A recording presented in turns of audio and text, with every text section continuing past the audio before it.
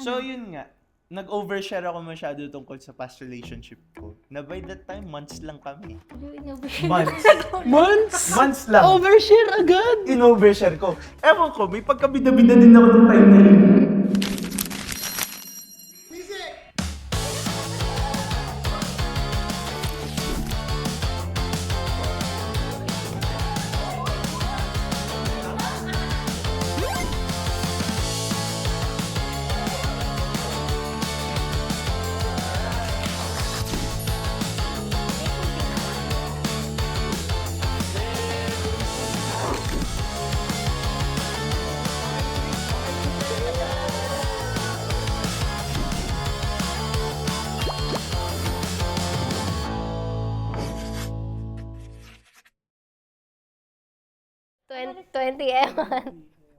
Ba't may may ganun. Pwede ka mag-pod. Entertaining ka. Game lang yun. Paano ulit? Paano? Okay. 20 Batchmates! Buti nakabot kayo sa enrollment. Welcome sa first day ng Batch 20 Ewan. Yes, nagawa. Hindi sabay-sabay. Isa pa. Ang pangit. Hindi, huwag na okay na yun. It's the thought that Unang counts. episode, pangit agad nung... Pero okay lang, kasi it shows yung characteristics natin, personality natin. Tsaka tatagal pa kasi. Practice pa. Perfect pa yan. Mapapractice. Ayaw maging Tama. ganun pa yan. Ganun.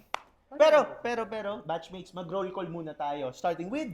Hi, I'm Rem. I'm your geeky classmate. Hi, I'm Pat, ang inyong low-key and sweet classmate. Di ba dinagdagan ko?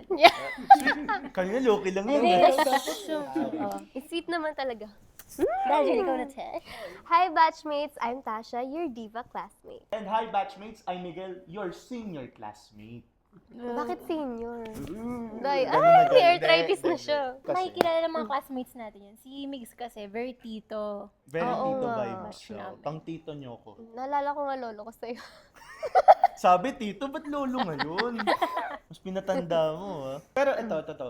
Dahil first episode, Yan. Yung anong first chismis natin? day. Chismis? Chismis. Ay, chismis agad. Chismis. Sige, alam nyo ba? Oh.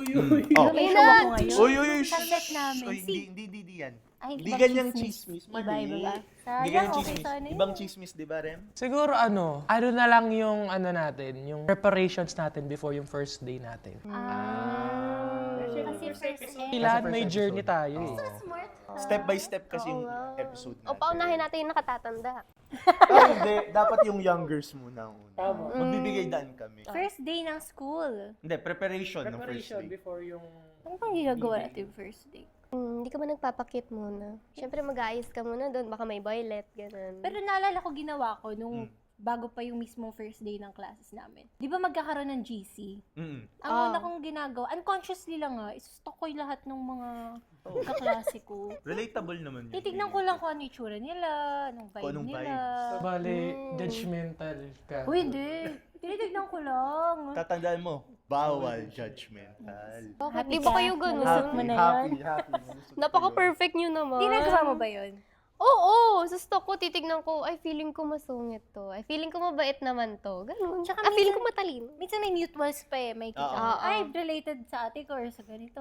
Or doon sa klase mo before. Oo, di ba? Oo. Nakakagulat din minsan kasi it's a small world after all. Yeah. Wow. Ayan. It's a small world. Diba? Ang dami after nating all. kakilala pala na kaibigan nitong mga to. Yes. Yun. So, ano ba talaga yung, a week before. Go tayo sa a week before yung first day. Anong preparation niyo for it? Preparation? Full supply. Siguro yun sa paggawa ng GC with your classmates. Siguro ano siya, ano yung ibibuild mong relationship between them bago kayong magkita sa mismong day. Di ba, meron yung nagpapasikat yung mga yan. May Jollibee agad. Ay, mali pa. Huwag mo sabihin yun. Bida, may bida. Yung mga nagpapasikat sa GC pa lang eh. Kunyari, chat ng nila image sila, iglesero sila. Ay! Parang may mga kilala akong ganun. Bakit kaya ganun? Di ko alam, pero maraming ganun. Like, bakit mo kailangan ganun ipakita pero pag nasa mismong day ka na? Di ba? Hindi siya ganun. Kaya hindi naman kayo ganun. Hindi naman. Pero wala naman kami sinishame kung ganun kayo, mga classmates. Sari-sarili Oh, lang yan. Ano yan? It's up to your personality. Kasi ikaw yan eh. You do you. Wala kaming pakialam kung anong gusto nyong gawin. Tama, di ba? Tama naman. Ganun naman batchmates. You do you. Minsan may mga nag-update. Siyempre, hindi, siguro nakakagulat na. Nag-update! Ano yun? Agad! Hayat Yun everyone, na, kumain na ako. nakakagulat kasi hindi Ah. pa kayo nagmi-meet, ganyan. Pero nagbabalita na sila na nagpipicture sila ng sarili. Selfie! Wala, may ganun. Mga ginagawa nila. Mga hashtag at the moment, ganun. Yeah! Bigla-biglaan na lang magsasend sa Grabe GC. Totoo yun. yun. Matigas yung mukha ko, pero hindi ganun katigas. Sa una lang nakakagulat siguro. Oo. Kasi hindi pa kayo close. Pero masasanay ka rin eh. Ay, wait lang. May naalala ko sa ganyan. Hala, sino? Sino? Di naman sino, in general. Tawag doon, merong mga kaklasmate na kunyari, nagiinom sila. Yeah. Nag-update sila sa GC na, uy, gusto niyo mag-inom tayo, ganito, ganyan. Tapos papakita kung nasaan sila. Ah. May mga ganun? Oo, May so, ganun bang Before? experience? Before first date? Ano ba? parang tinatry nila i-break yung ice gamit yung... Sa bagay. Tapos makikita niyo na sinong mga G ng mga classmates. Ah, So, may parang group na scouting agad. agad kung sino tropa. Scouting. Scouting kung sino Scouting. tropa. May ganun pala nangyayari. Ewan, parang hindi ko pa wala akong na-experience na gano'n. Baka sa akin lang. Baka sa'yo. Iba-iba kasi. Yung sa amin, ewan ko, yung sa amin, okay naman, maayos naman yung first day. Meron lang talagang minsan may oversharer. Ikaw yun eh. Ikaw talaga. Oo, ina-out ko na yung sarili ko, ako yung oversharer. Sige, kwento mo.